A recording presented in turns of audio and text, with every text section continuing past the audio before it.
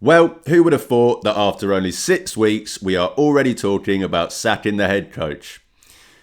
Oh, wait, this happens every year in Cleveland.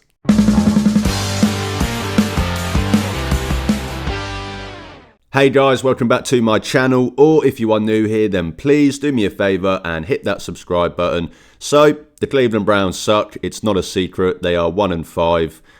They are one of the worst teams in the NFL. The only reason they probably aren't the worst team in the NFL is because of the New York Jets, and maybe a couple of others we could maybe throw in there if we're being kind to ourselves. But the vibes are about as low as they could be, as expected when you are 1-5 and look as bad as we do. Everyone wants the whole regime fired, understandably so in most examples and most occasions for that reasoning. So, of course, wanted to give my thoughts on where I'm at with the whole sacking the coach agenda. I'll be honest, I went back and forth this week about, should I do it this day? When shall I put this out? And then I kind of thought, I'm going to just wait for the Thursday night game just to see if anything happens that might add some more fuel to the fire that is in Berea right now. And that is, of course, because Joe Flacco was playing against the Steelers, who obviously the Browns just lost to, just got their arse handed to them by. And of course, what was going to happen is what happened. Joe Flacco threw for over 300 yards, looked good in that game in a win. That, of course, has just, as I said, added more fuel to this fire. So I thought I'll do this video now today before we, roll on to the Dolphins on Sunday. But quickly before I get into it with the Flacco stuff, in my opinion, I think I understand why people, you see a quarterback that was playing terribly for you, then go look good somewhere else, throw for over 300 yards, etc., etc. Naturally you're going to be annoyed about that. But I think the anger is pointed in the wrong direction. Trading a 40-year-old that you had no intent of playing any more part in your season, and getting any value for that, I don't really care what anyone tries to tell me. That's a good thing to me. But what you should be annoyed about in the whole Joe Flacco situation with it, is not the fact that the Browns traded him to the Bengals and he beat the Steelers.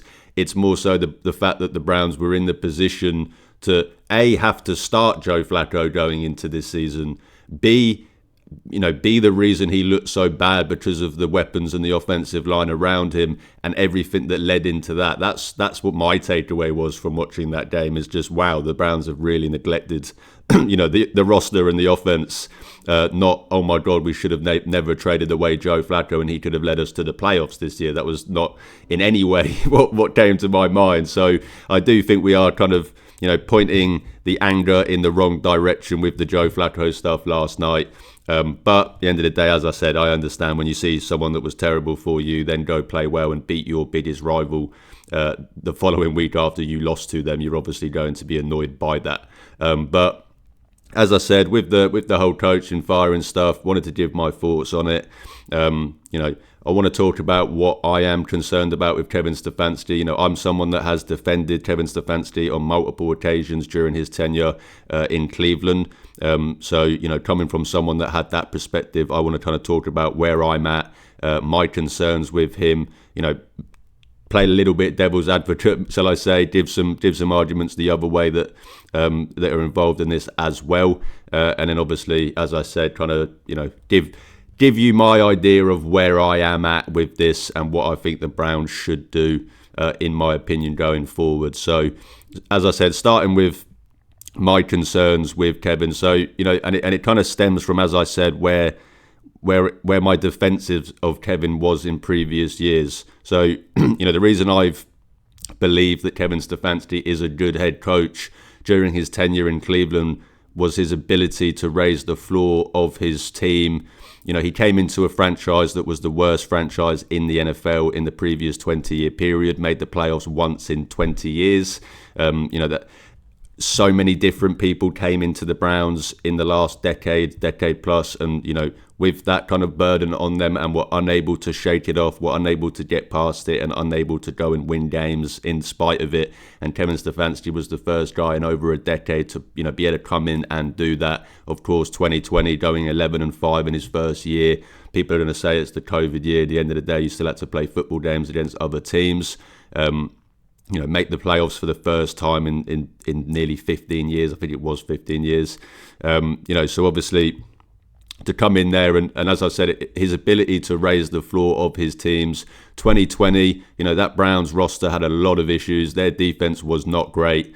Had dealt with injuries on the offensive side of the ball. Nick Chubb missed some games in that season as well, etc. So, raised the floor of that team, got good play out of Baker Mayfield. Whatever anyone wants to say about that afterwards, they can. But, that season was able to get good play out of Baker Mayfield, something that, efficient play, shall we say. Baker had shown flashes at that point in 2018 and 2019, showed us, enough to get excited about. But a problem he did have, in his first 2 years were turnovers, and he was prone to throwing interceptions. That 2020 season was the first year from Baker where we really saw like an efficient quarterback that was able to, maybe not throw as many yards, but and be more kind of around that 200 to 220 yards per game range, but throw less touchdowns and make more winning plays. And we saw him get that play out of Baker that year.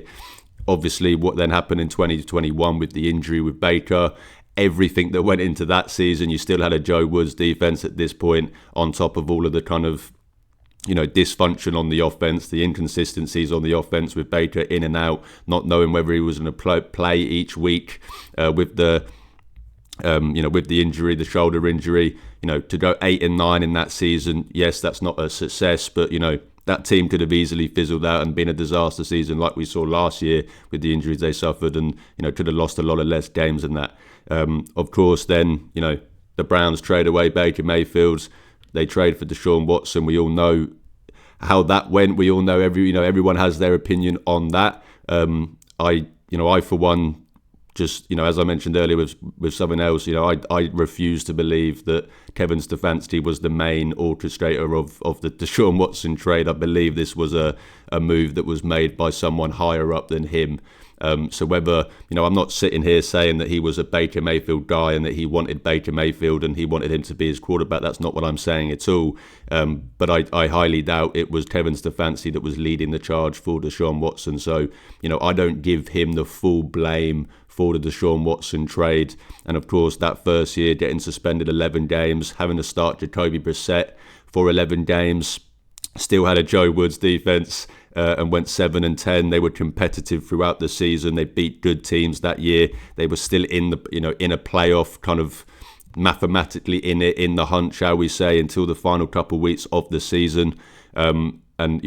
Despite all of this, the dysfunction with that year, with of course bringing in Deshaun Watson and the trade, etc. So, and then 2023, the biggest example of a coach getting the most out of their team. The Browns had 26% of their salary cap, on IR. The amount of injuries they dealt with was just silly.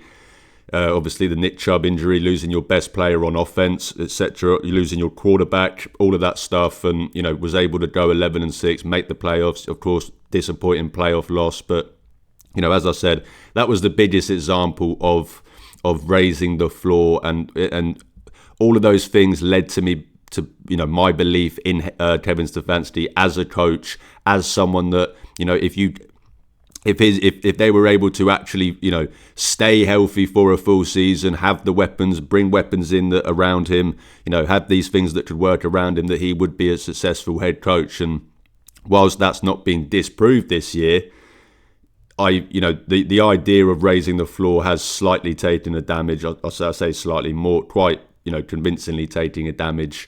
I say all of that of what I just said to say that that is my biggest disappointment, is that we've not seen that this year. Last year you could have excused in a vacuum with obviously everything that went on last year, all of the injuries, etc., was basically just a repeat of 2023, but they were, just the flip side of it. Instead of being able to actually, get through that adversity, they were unable to do so.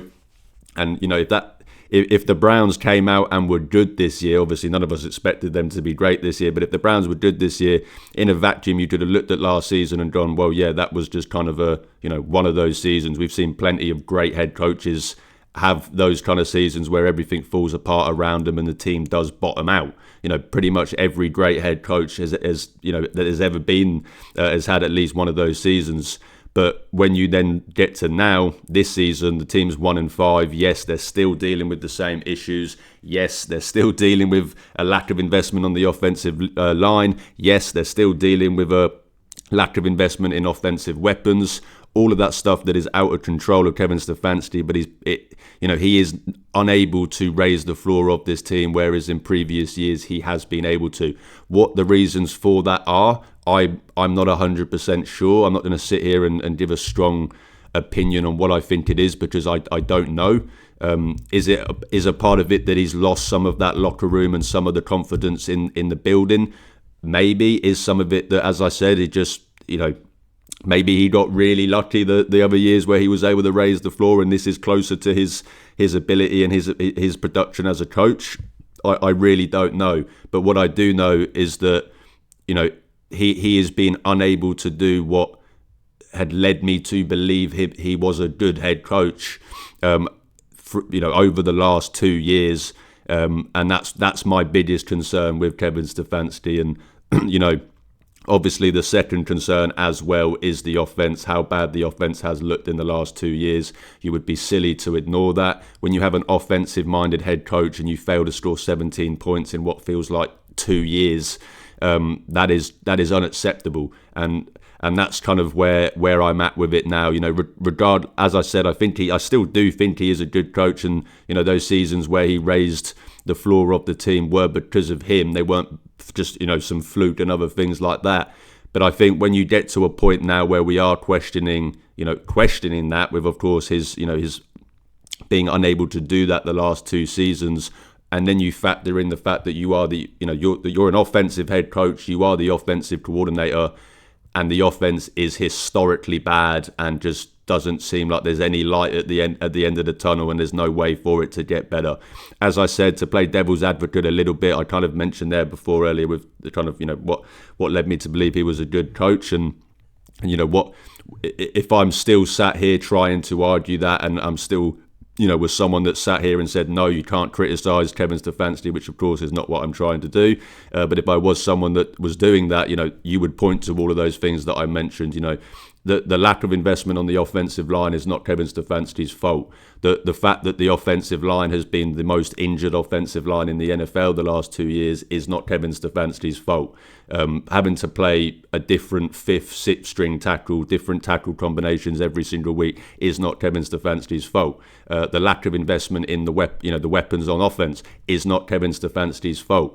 All of these things are put on the GM and put on the people that run the operations, the people that run the roster construction of the team. Yes, Kevin Stefanski can of course have input, and of course he does have input. He gives his opinion on every single move, but as he said, as everyone has said, and as we all know, Andrew Berry has final decision and full decision on all roster moves, and his team have that decision, and they're the ones that make those moves. So, whilst yes, you can sit there and say that obviously they're struggling on those things, they have nothing to do with Kevin Stefanski.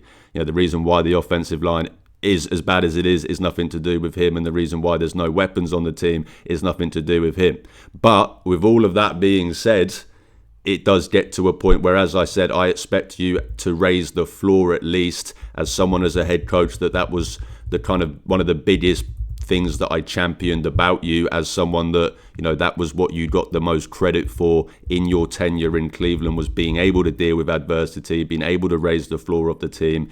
When that, runs out, then at what point do we say enough is enough? And as I said earlier, when you factor in all of the problems with the offense, yes, you can say, as I've just done a spiel about, you can say, all of the things that are out of his control, but at the end of the day, you still have control of that offense, and we still expect to see improvement, at least even with that, and that's something that we haven't seen. So, that leads me to where I am at right now.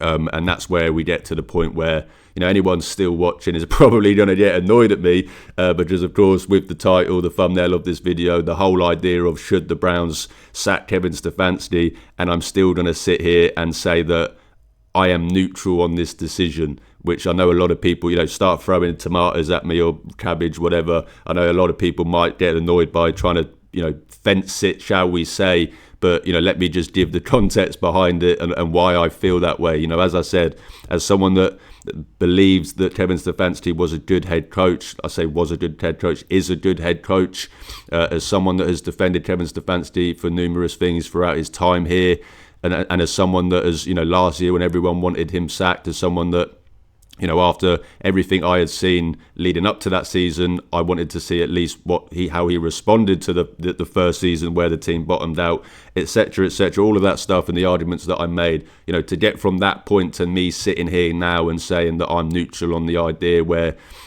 I'm not going to argue either way for it.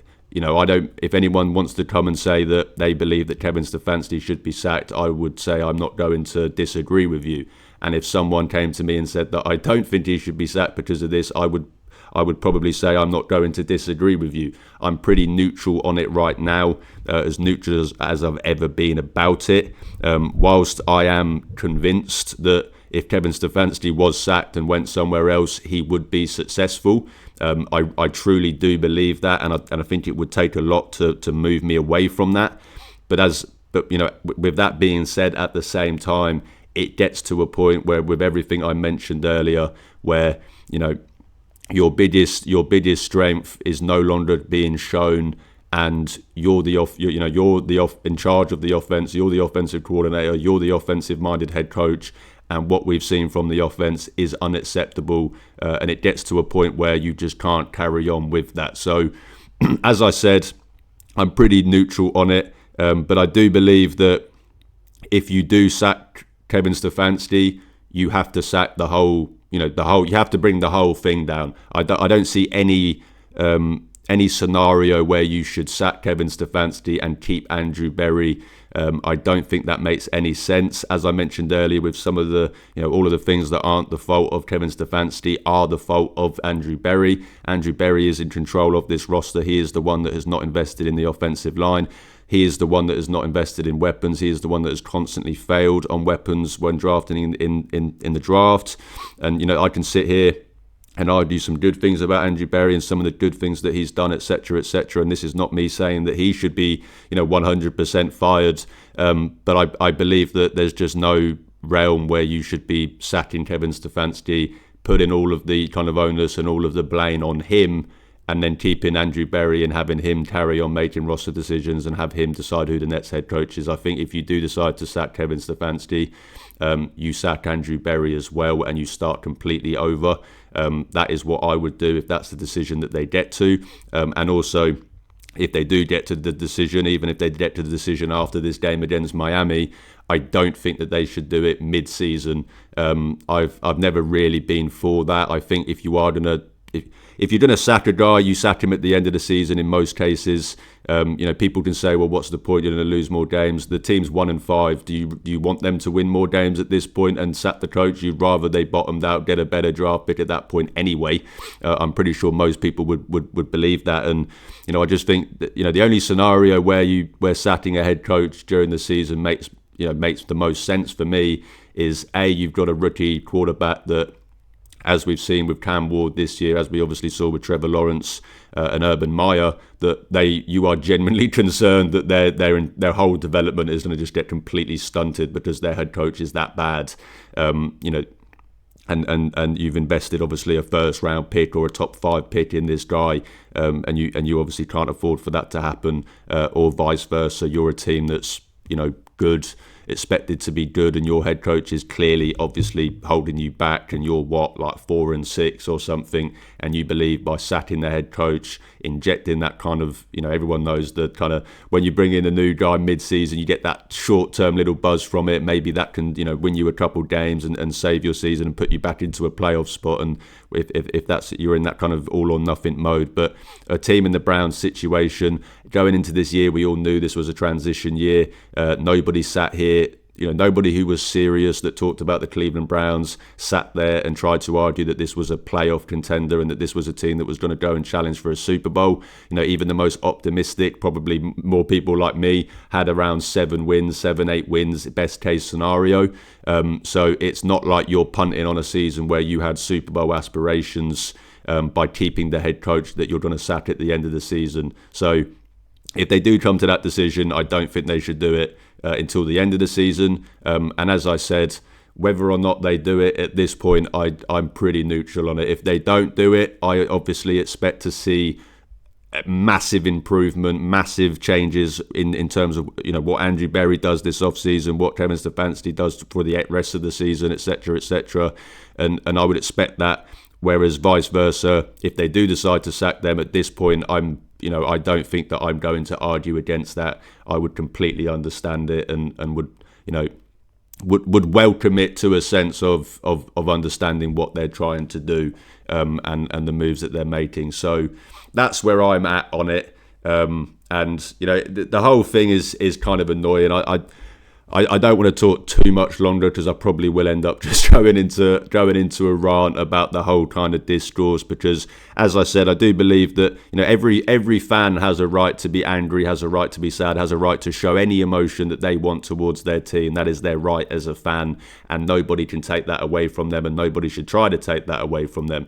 But I just think in the modern age of social media and sports discourse on social media, with the idea that you have to be either all the way one way or all the way the other way, you either have to be someone that's as I tried to mention earlier, that sat there saying, nope, you're all stupid and Kevin Stefanski is actually good and it's everyone around him that's ruined it, or you have to be someone that sits there and say, nope, he's the worst head coach of all time, the worst Cleveland Browns head coach of all time, this is the worst regime ever, this is the worst the Browns have ever been.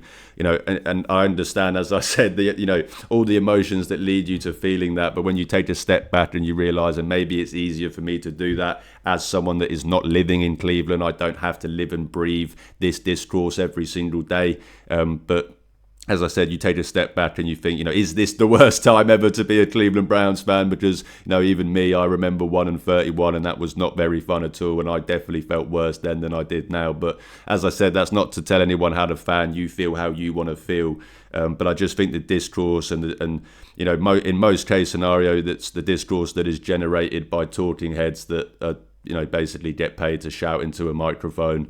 And basically try and generate as much anger as they can, because that, of course, then leads to clicks for their websites and for their podcasts, etc., etc. You might say it's hypocritical for me as someone that's sat here talking into a microphone that's trying to obviously talk about the Cleveland Browns, and it's something that I want to do. But as I've always said on this channel, I'm never ever going to become someone that doesn't actually give my true opinion, and doesn't talk objectively, and instead goes for the clickbait stuff and sits here for every single one of these videos that I do, and I shout into the microphone and I say how this is the worst time ever and you should be the most angry that you're going to be, because I just don't think that's productive. And as I said, fans can do what fans want to do. That is their right, and I'm not trying to tell anyone how they should feel. But for me, as someone that views the Cleveland Browns in a way where, I want the team to win. I want the team to be successful. I don't want to sit here and, even when the team is unsuccessful, just constantly revel in the misery and just, as I said, shout into a microphone and all of that stuff. As I said, I'll say this one more time. I'm not going to tell anyone how to fan. I'm not going to tell anyone how they should feel. But if I was to give any advice to any fan, it would be to try and block out all of that kind of stuff. Don't listen to the talking heads that are just there for clicks on their website and are just there to trying to get you angry, because that creates engagement. Listen to people that, are actually angry about this because they are passionate about this and because where they are with this team. There's so many great content creators out there. There's so many great Cleveland Browns content creators and people that are truly doing it because of their love for this team, for the sport. Try and listen to as much as that versus the other stuff. You're still going to be angry, of course, every single week when your team continues to lay an egg. Of course, when your team continues to fucking score 17 fucking points, Kevin, you're still going to be annoyed. But as I said, whilst you can do that, two things can be true. You can be angry with your team. You can be disappointed, in despair, whatever emotion and whatever bad feeling you can pick out of a thesaurus. But you can also at the same time go, right, well, what do we do moving forward? And, I'm not going to sit here and just, as I said, revel in the misery and kind of feel sorry for myself when I could understand that, yes, it's bad, the team sucks, these things need to change and all of that stuff as well. But then talk about that stuff and what actually does need to change and what actually does need to be done and what things can help the team going forward, rather than just sitting there shouting into a microphone about how everyone's crap and how we need football guys, because that's the always going to work, because we bring in football guys like fucking Freddie Kitchens. I just think the whole discourse has just gotten so cooked to this point. And as I said, I don't know how long I've just done this quick rant for, and I will try and finish this video up before I get too much into it. I've been a little bit cheeky on the old Twitter with some of my quoted tweets the last couple of days, shall we say. So I don't want to continue to piss off too many people in the Cleveland local media circles, shall we say. But as I said, you're allowed to be angry. You should be angry. This team has for 2 years now has failed to put a product on the field that the fans deserve. You deserve to be angry. You should be angry. But don't let that anger become your life and your every single day emotion. In the end of the day, this is sports. I always try, that's what it always falls down to with me, and I'm one of the most passionate sports fans you will ever meet. I absolutely love sports. I'm a British guy that watches American sport. I love the NFL. I love NBA. Shit, I even watch baseball. All of my sports on top of that with football, European football, soccer, rugby, etc. All of the sports that I follow, I am one of the most passionate sports fans you will meet, and I can still recognise that it's still sports. There's always going to be another year. That's the best part about sports, as miserable as it is. There's always next year, and even more so with the NFL. You don't get relegated in the NFL, and I try to explain this to my American friends. It's like, some of the worst seasons I've had with my football team. I don't support a big team. I've watched League 2 football, League 1, lower league football for most of my life. My national team used to lose all the time to countries that I couldn't even pronounce, let alone point out on a map. Didn't even know it existed. I've seen pretty bad stuff with that, and as I said, with those bad seasons, it's even worse because you get relegated and your team loses everything, and you all your money and revenue and all of that stuff that goes into it. So maybe that's why I have the privilege to sit here and say that I'm never going to take it as far to the point where I'm just miserable and angry all of the time about it. As I said, I completely understand that people that live in Cleveland live this as their life. I completely understand it, and that's why I'm never going to sit here and tell you that this is what you need to do. Don't take what I say as gospel. It's purely just me trying to give advice. At the end of the day, as I will always say, you're your own fan. You have every right to act how you want within your fandom, as long as you're not harming yourself or anyone else around you. You have every right to feel every single emotion that you want to feel. Don't let anybody tell you otherwise. But that's my thoughts on it, I suppose, before I just continue to ramble on too much. As I said, not even going, previous years, I would argue, because, as I said, I said I wouldn't rant again, but just one more thing, a lot of, while in most cases it is justified for what people are saying and the people that are calling for people to be fired, within that there is the kind of miserable minority, shall we say, that have been calling for this for ever since the guy got here. There's always that subset of Browns fans that are never going to be happy, that weren't happy when the Browns made the playoffs in 2020 or 2023. They're still calling for coaches to be fired then. So there's obviously always going to be those people that you can't take seriously now, even though it's justified, because they were doing so in a case when it wasn't. And as I said, even with me arguing with those people over the years, I'm at a point now where I don't even argue with those guys anymore, let alone someone that is doing it from a genuine justified reason. So that's where I'm at. I'm as neutral as you can be on it. You might get annoyed at that, fair enough. But as I said, I do still think Kevin Stefanski is a good head coach. I believe that he's been dealt an absolutely shit hand by his GM, and his GM deserves as much heat as Kevin Stefanski is getting. If Kevin Stefanski is fired, you also fire Andrew Berry as well. All of that, but as I said earlier, that doesn't justify, as an offensive coach, being as bad as we are on offense, even with all of that stuff around it. So whether or not they fire them at this point, I'm pretty neutral either way. I'm not going to complain so much. Obviously, the only thing that would lead me to complaining is if they decided not to fire them and nothing improved. Then obviously I would of course complain. But that's where I'm at. Let me know what you guys think. I'm sure that 99% of the comments are going to be calling for Kevin Stefanski to be fired. And as I said, I completely understand, and rightfully so. But let me know what your thoughts are in the comments below. As always, if you do enjoy my content, then please drop this video a like. Hit that subscribe button. It's free, but it really, really helps out my channel. You can also check the links in the description to see where you can follow and interact with me on social media. As I always say, I'm trying to build a community of Cleveland Browns fans, and even if that means I only get to talk to one fan a day, I'm happy, because I'm talking Browns football with the best fan base in the world. Thanks again for watching, guys. Enjoy the weekend. I will be having a preview for the Dolphins game coming out tomorrow, as in Saturday, with two Dolphins fans. Great conversation with those guys, chatting about, what is being called the head coach on the hot seat bowl, shall we say. But enjoy the rest of your weekend, everything that leads up into that game.